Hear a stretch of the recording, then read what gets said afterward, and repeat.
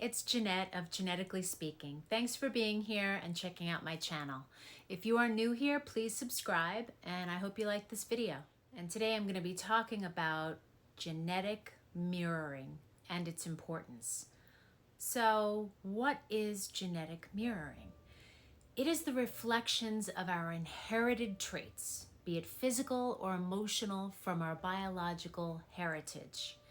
So why is genetic mirroring important in adoption? Because it provides a basis of familiarity to your cultural, ethnic, and racial roots. And if you were adopted by a different culture, ethnic, or racial family, you don't receive the daily dose of genetic markers, which helps you develop a healthy sense of identity. When you grow up in your biological family, you have guideposts to help you along. You can see the bits of your own future reflected in your parents, pieces of your own personality, and your siblings. But when you're adopted, you don't have that. When you grow up without these genetic markers, you don't have these guideposts. There are no clues or crumbs to follow. These genetic markers do not exist, which in essence brings upon a genetic bewilderment of not knowing where you come from.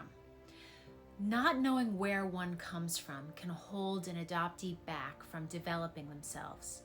And the question of identity, the who am I and where do I come from, or where do I belong, remains a constant question and an endless search for self. We're always adapting to our environment. Everything around us is like the little duckling because we don't have a genetic marker to bounce off from. And it makes our lives challenging. We're always seeking identity. What are genetic markers? Genetics means origins. Markers are inborn traits that we now know to be on each person's genome, our DNA. Personality type, temperament, emotional and rational style, learning styles, gender differences, talents, inherent strengths and weaknesses, and resilience to trauma. We learn these traits by being with our DNA genomes, our birth families. When you don't have this reflected back, which is called mirroring, it can feel very, very overwhelming. I want you to do an exercise with me. Please, if you are adopted, do not do this exercise. I want you to pull out a mirror, and I want you to identify characteristics that you know came from one of your family members. Your nose looks like your father's. Your skin looks like your mother's. Your ears look like your brother's.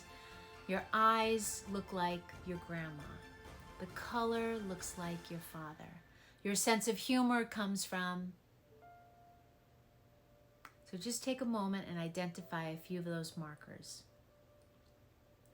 Great. You must feel so good about that. You know where these genetic markers come from. And that's what makes you who you are. Now, I want you to turn the mirror over and look at the opposite side. The side where there is no reflection. And I want you to tell me what you feel and what you see. What do you see now? How does it feel not to see? There's a blank slate. There's no reflection back. This is what an adoptee sees when they look in the mirror. And they have never met their birth family or any biologically related individual, a brother or a sister. So examples of what someone feels not having this reflection: anger, frustration, loss, loneliness, grief, sadness. So how would maintaining connections with the birth family influence the outcome of this activity? Genetic mirroring is important. Don't discount the importance of DNA. Be grateful you have your family who looks like you, who has similar traits like you. This is me with my adoptive family, and this is me with my birth mother. You see the difference. There's a lot of genetic differences. You don't know how important it is until it is gone. And even then, so many adoptees are not even aware of what they missed. But something is definitely missing. It is important for parents of adoptees to assist their child in knowing their differences from their adoptive family and learn to speak to them and accept them. Being able to speak the story of their birth and adoption. We need to know the facts about our truth, even the most difficult ones. Appearance is the most obvious form of difference.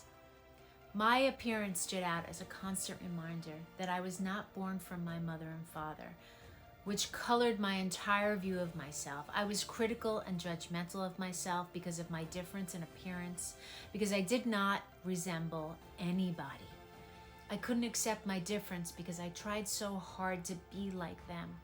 So judgments on appearance can seep deeper into judgments about one's abilities or about one's character.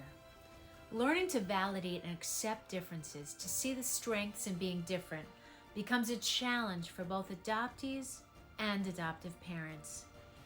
How one perceives their difference contributes to attitudes around oneself, which ultimately shapes how one engages their life moving forward. And that's why, in my opinion, genetic mirroring is extremely powerful